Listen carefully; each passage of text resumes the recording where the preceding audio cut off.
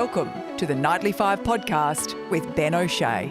There's absolutely no one around Matt Burton after he took that inside pass, and Canterbury have jagged another one. Matt Burton had a night out in the Bulldogs' trouncing of the Dragons last night, but did the Canterbury 5'8" also play himself into Origin consideration? Here to help us answer that one is sports editor at the Nightly, Ben McClellan. So, Ben, what do you reckon? Is Burton a bit of a smoky for Origin selection? Yeah, look, I mean, the process of mulling who should be playing in the team is almost as interesting as the games itself with Origin. And this year is the speculation is running wild. So as we know, obviously the halves, Nathan Cleary's out. Jerome Luai got axed from Origin last year, so he's not the incumbent. Nicho Hynes looks like he's probably a pretty strong contender to secure that number 7 jersey, and then so that leaves the question mark, okay, who plays alongside him? If, Cleary had been playing, then there was a pretty strong argument for Luai because of the Penrith connection. Cody Walker was looking like he was sort of top of the pops, but then he's not playing this weekend because he's got a calf issue. And then Matty Burton's come out of left field, leading the Bulldogs to a stellar 44-12 rout of George Bagg to double himself. So his name is definitely in contention because he's a very strong ball runner, which is what you probably want to see in Origin out of your 5'8", when you want sort of a mastermind, kicking maestro from your halfback, which is hopefully what they'll get out of Nicho. So really, it's anyone's guess.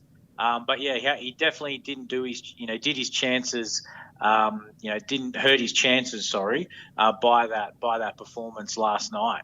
Yeah, I think you make a pretty good point. I think with Nicho Hynes looking pretty certain of filling that number 7 jersey, I think Burton could be a good option, just adding that extra weapon there in the back line. And what about for Queensland? What are the rumours that you're hearing ahead of the selection at the end of this round in the NRL? Munster out. We all know that. It looks like Tom Dearden, is probably 80% to 90% odds on to take that spot. I mean, Ezra Mam for the Broncos has obviously been playing some great football. So he's, his name is probably, definitely up there. But Dearden's filled in before in that role. The Cowboys, are in shocking form, but that generally doesn't influence Origin decisions too strongly. So I would be surprised if he doesn't get the nod. And with the Queensland camp, there's also talk, which we had in the Nightly in last night's edition, about Corey Jensen being a bit of a bolter to come into the forward pack. So Queensland's forwards pack, you'll be happy to hear, Benny, is pretty decimated. So you guys aren't going to have too much go forward.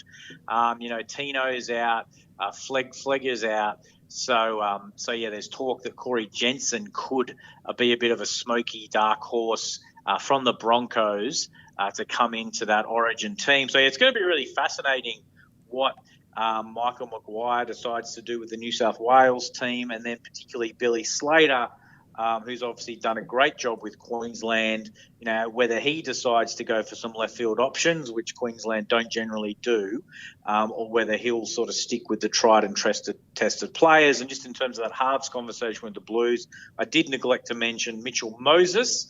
Now, Mitchell hasn't played in a long time because he's been injured. He's not playing this weekend, so it'll be unbelievable if Michael Maguire picked Mitchell Moses to play New South Wales without having played, a game for 6 weeks because of injury. It's really just a gamble, you don't want to take because he doesn't have any match fitness under his belt. And what would have happened if he started and was, immediately injured?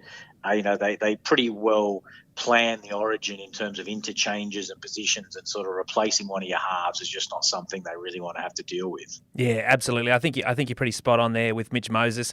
Might be in the frame for game 2, or maybe the game 3, which will be a dead rubber because Queensland will already have a couple of Ws.